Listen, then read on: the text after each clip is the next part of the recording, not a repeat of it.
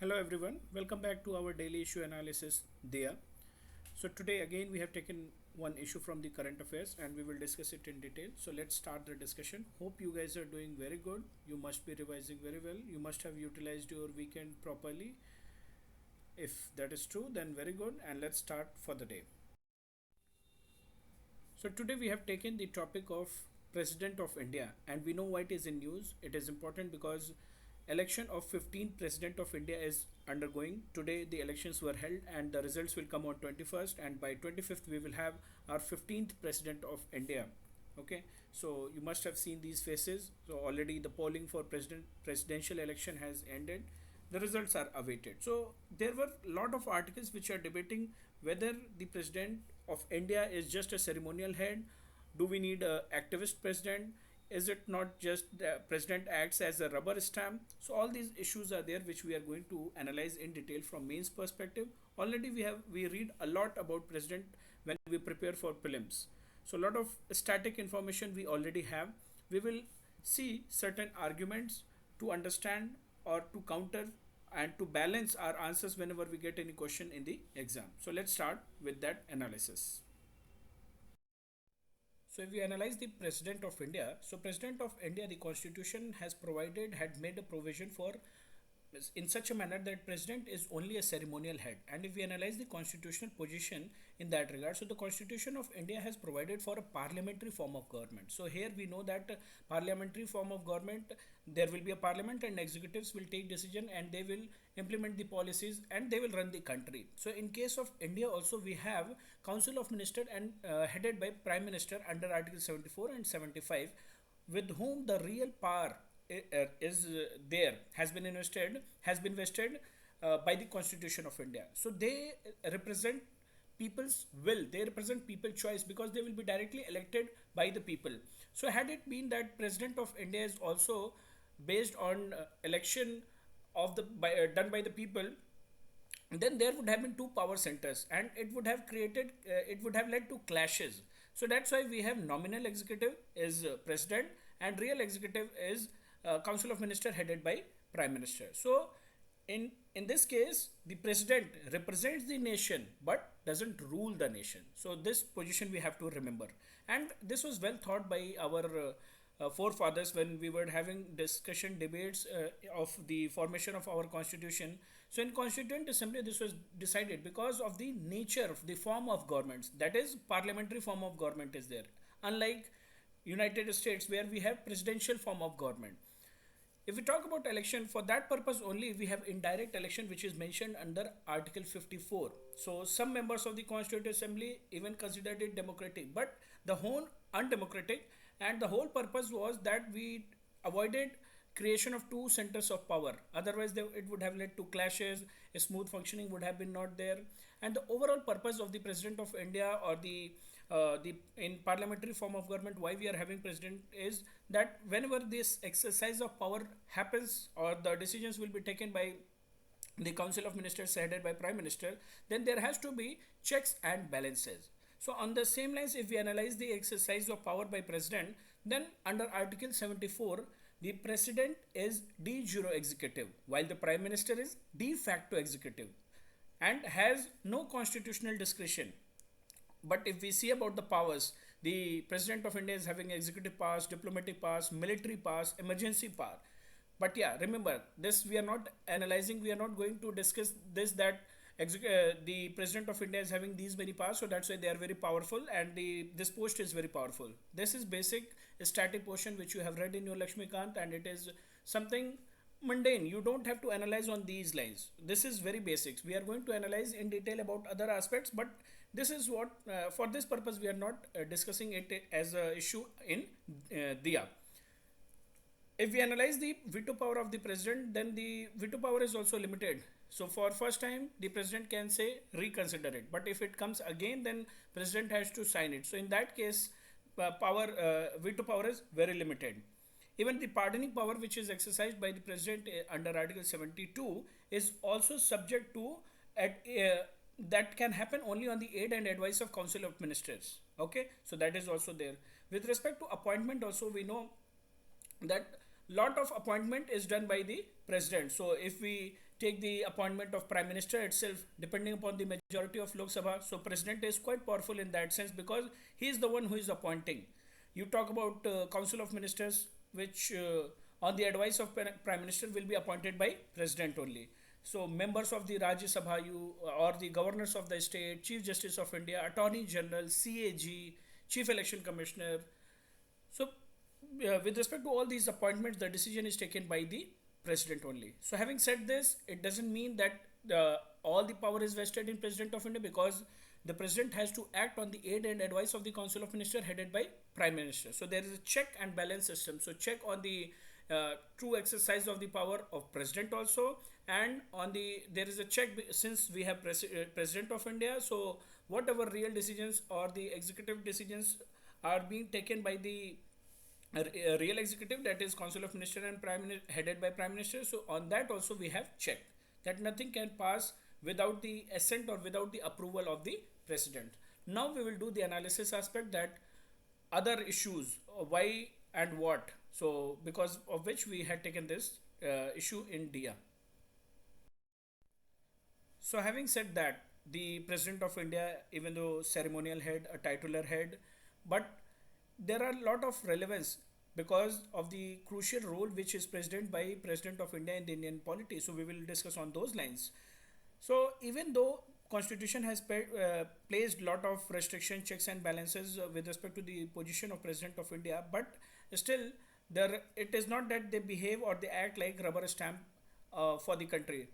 They behave, their position is far more important, and we will understand it under different heads. So as you can see on the screen, crucial role in Indian polity, legislation, under like that we have taken various head, and we should know the analysis, we should know the argument from exam point of view, that what we are going to write.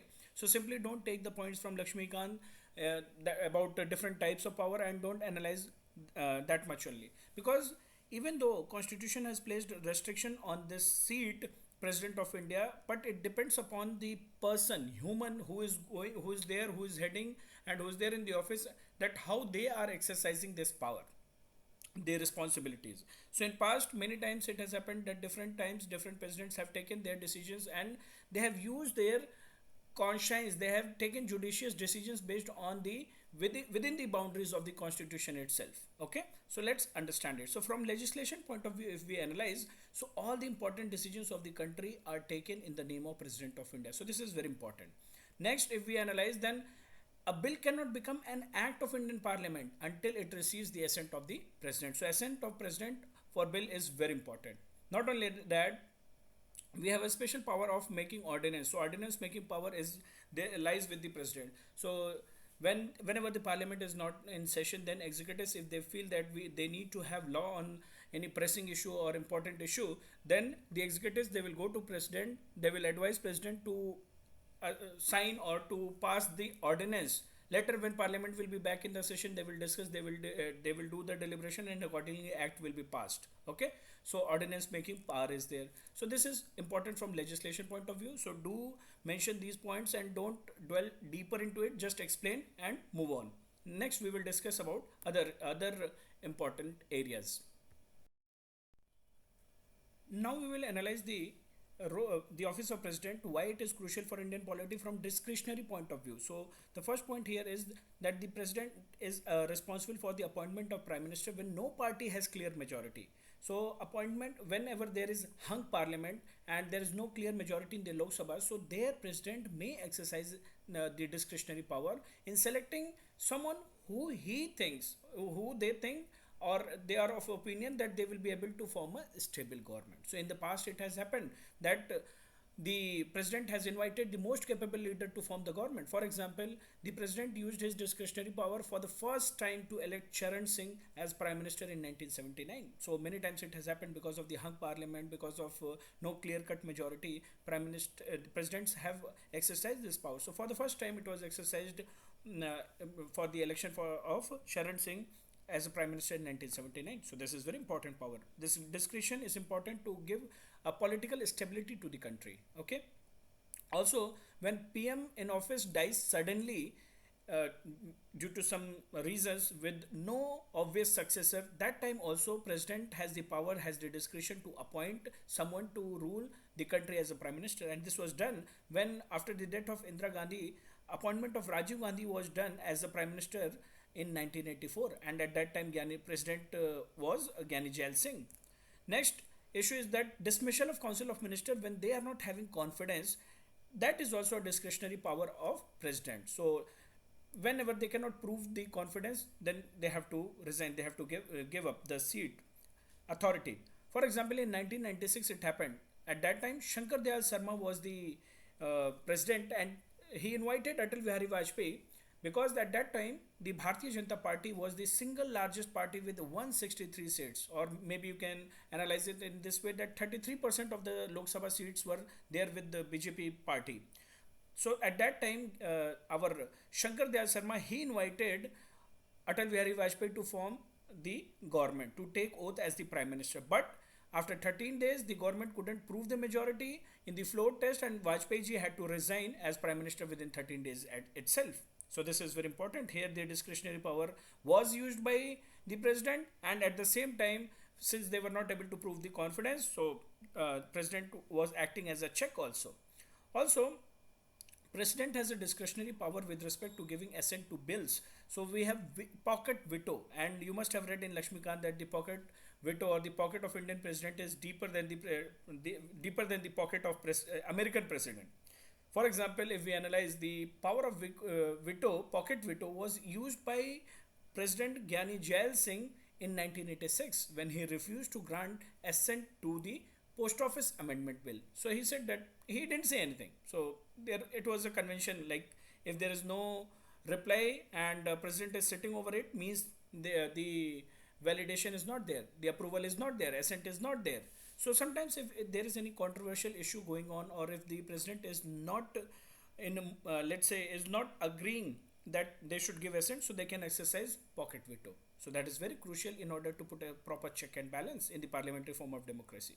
So this we analyzed from discretionary power with respect to President of India. Now we'll see other heads why this President of India position is crucial. Now we will also analyze that how President of India is crucial, because the President of India is an integral part of the Parliament and they decide on many things. So they have the legislative power to summon or prorogue the Parliament. They have also power to summon joint sitting of the Parliament to facilitate passage of bill if there is no consensus. So joint sitting will be taken care, or the summon of joint sitting will be called by the President of India only. Also, President only decides on the final say will be with respect to disqualification of MPs in consultation with the Election Commission. The power lies with the President of India. Also, the President of India is very important in order to make regulation for peace, progress and good government where Andaman Nicobar Islands, Lakshadweep, Dadra and Nagar Haveli and Daman and Diu. So whatever matters are there for peace, progress and good government related to these places, the regulations are taken care by President of India. So that's why the position is very crucial, because it is integral part of the Parliament. Now we will discuss most important aspect, that how different individuals have made this position or have exercised their power and made the whole ceremonial post or the titular post live. So we will see with the help of examples. Now we will understand it with the help of example, that why the President of India, the position is very important and it's crucial. So we have the example of the President K.R. Narayanan, and during his tenure he was very vocal and he exercised referral power 2 times.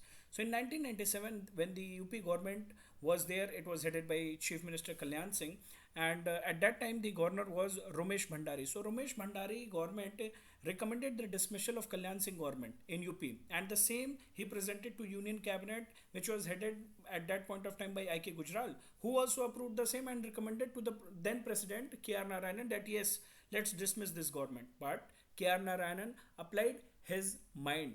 Then the President, he told that even I have gone through the S.R. Bomai case, the Supreme Court judgment which was there in 1994, and this was happening in 1997. So he told that going through that paper, I have realized the authority within the Article 356 of the Constitution, and I also know my authority. So he expressed his displeasure to the Prime Minister, and he asked to reconsider the Cabinet's recommendation. So he did like that. Not only in 1997, but also in 1998 once again. Then President KR Narayanan, when uh, Atal Bihari Vajpayee government was there, they also recommended to dismiss the Bihar government, which was led by Chief Minister Rabri Devi. Then also he utilized, he justified his constitutional activism within the boundaries of constitution. He reflected activism and he demonstrated. He told that he persuaded Vajpayee government not to dismiss Bihar government. Also, with these two incidents, he told that he is definitely bound to act as per the ministerial council of ministers advice, but president is not robot. President is a human being who can also apply their mind while signing or putting signature on any paper or giving assent to anything. So he cannot sign anything which is presented by the government. So that was the era of within the boundaries of constitution. President was active and he used his mind, he applied his mind. Not only that, we have the example of another president, R Venkat Raman. He also refused to give assent to bill to give more pension to MPs by the parliament at that time of completion of the term of Lok Sabha. Then we have the example of President Dr. Shankar Dayal Sharma. So Shankar Dayal Sharma was very idealistic president, and he had very good relation with that time President Narsimha Rao, Prime Minister Narsimha Rao, Rajiv Gandhi, or even Indira Gandhi also. But on many occasions he objected, he differed from their opinion, and he took decisions. He advised what was correct according to the values, according to the from the good governance point of view. So at that time, this issue, the securities scam came into fore, and there was a huge uproar. At that time, Dr. Shankar Dayal Sharma, he advised our Narsimha Rao to advise. He advised that get the resignation or get the ask finance minister Dr. Mohan Singh to resign, because then only people will be pacified, and government should take the responsibility, and government can take the responsibility only when finance minister will resign. So it is a part of accountability, we have to be answerable. Then Narsimha Rao government accepted his advice, and finally Dr. Manmohan Singh had to resign. So see, in this case, president was advising the then Prime Minister Narsimha Rao. Generally, what happens? Council of Minister, headed by Prime Ministers, will advise to president. So in the past, these presidents, they have shown activism, and that too constitutional activism within the boundaries. We'll see other examples as well. So coming to next example, how can we forget the people's president, Dr. APJ Abdul Kalam? So he was very vocal. He was also active, and once upon a time he even returned the OOP bill, the Office of Profit bill, and he asked the government to reconsider it. Not only that, he was also a change maker. He was an initiator. So in those days, in Rashtrapati Bhavan, he has mentioned all these things in the book Turning Point. So in Rashtrapati Bhavan, computers were there, but it was not very efficient. The process was not as efficient. The files were being managed manually, and all the files, the documents, everything, the letters which arrived at president's secretariat, everything was being managed manually. So he observed that even though computers are there, but the functioning is not smooth. So what he did, he focused on digitization of those documents and barcoded. So the paper and files would then be archived, and from then on the file moved only in electronic format to various offices or the directors or the secretariats, to the president. According to the importance of the file, the digitized file was segregated, and accordingly it was moved from then on. So this manual labor, the manual work which was there, or segregation, even the usage of the paper which was there, it was reduced. So he focused on e-governance, efficiency, to increase the efficiency of the within the Rashtrapati Bhavan. Not only that, he has also mentioned in that book that my dream was to achieve a system where Rashtrapati Bhavan was connected to Prime Minister office or the Governor office or the office of different ministers over a secured messaging network and digital signature, enabled with digital signature, right? So his focus was on enabling e-governance, basically G2G e-governance operation. So he focused on that, and that's why he made lot of effort. Not only that, and we know today what role e-governance is playing in our life, in the governance process, and how it has smoothened the whole process of governance. And he was also very important role he has played in as a role of healer or motivator. So he used to visit Siachen Glacier, the world's highest battlefield, in order to understand how our soldiers are working there, how they are fighting there, and he used to go there and increase their morale. So that was the objective of uh, the president, to heal them or to motivate them. Okay. Not only that, when this Bhuj earthquake came, he visited there directly, and he discussed with the victims that how they are feeling and what is the status. He took the jaza, or what you can say, he wanted to have the first hand experience, that as a president, how can I sit in Delhi and my people are suffering, and I will not go and I will not understand them. I have to be with people. Okay.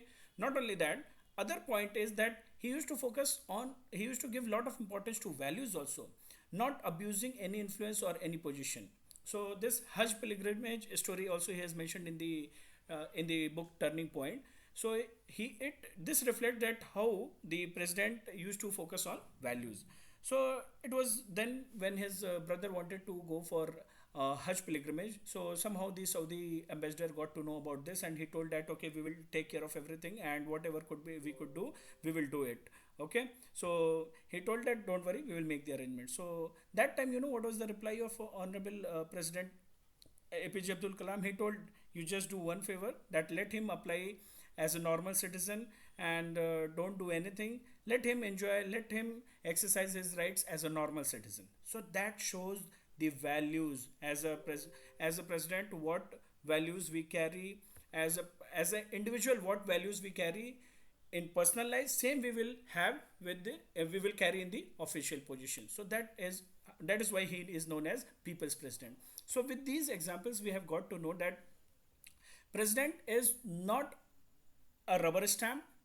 The president position is not there only for ceremonial purposes, but the people time to time who have been there in that office, they have exercised, they have used their power within the boundaries of the constitution and made it more effective. They have judiciously used their power. They have not misused their power, and they have rather imbibed values like our Honorable Prime Minister APJ Abdul Kalam has done, be it e-governance or the importance of values with respect to not giving any favor, not asking for any favor for his brother. So the person decides that how that role or the authority should be. Okay. So this is with respect to the examples. Okay. Now let's have a look the next way forward. So in the end, when you are talking about way forward, you do mention that it depends upon the personality, it depends upon the incumbent who are holding this position as a president. They will decide that how this post is. Is it a ceremonial in nature, titular in nature, or there is some life to this post? Okay. And you talk about that ultimately what whosoever is holding, they need to defend and protect constitution. So the president of India, they take this oath to defend and protect the constitution. Ultimately they should do so, and the constitution is revolving around lot of values in order to take care of people. That is, public interest has to be upholded at any cost, not the vested interest has to be taken care of. Okay. So time to time, if the president is there, they need to defend their oath. Also it depends upon the character and ability of the individual. So the president APJ Abdul Kalam, he had that ability to bring that reform coming from his scientific background. So he brought the issues related to e-governance to the forefront. For him, all these things mattered. So with respect to his character or the values which he carried since childhood, those characters, those values were reflected. Or in the past, whenever KR Narayanan or whatever examples we have discussed, the presidents time to time, they have reflected their ability, they have reflected the value system. Okay. So they are not only to be guided by the Council of Ministers headed by Prime Minister, but they are also to help, to advise, and to persuade the government, the executive. So that is the purpose of that is the role of president.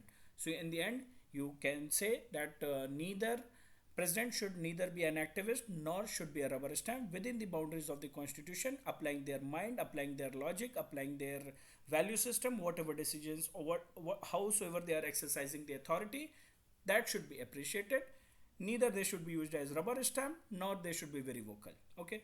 So with this way forward, you can end your answer. Not only that, if you come across any judgment or any committee's recommendation, so that also you can incorporate. But yeah, this is in the context that why this election is going on, and that is why we are discussing that. So we should have our opinion on this, because you never know what kind of questions UPSC can ask, even though it is a static portion, a static subject. So we hardly pay any attention, and we will revolve only with respect to the around the powers, different powers, and we will say yes, they are not like rubber stamp. But we need to use our observation, we need to substantiate the points with the help of examples, with the help of examples as we have seen, and with the help of in the past, like in chronological order, what all has happened. Okay, so all the best, hope you had a good time, good discussion, you got a clarity, you got some information, some analysis amidst whatever is going on, that who will become president. So you got some analysis from exam point of view. Okay, so revise well, take care, see you in the next video, bye bye.